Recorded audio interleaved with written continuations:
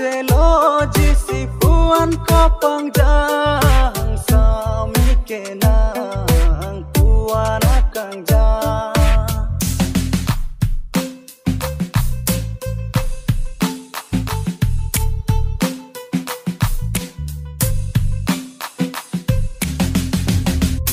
Ching sorjo nang pan puan akang jang se rupa son si turiri turbong jok tanang lidu ne samila nang pan sami kenang puan akang jang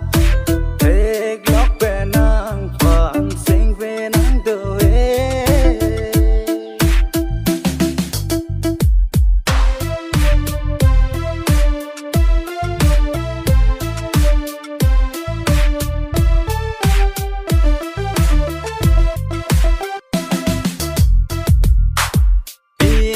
sumpot pen puan akang jang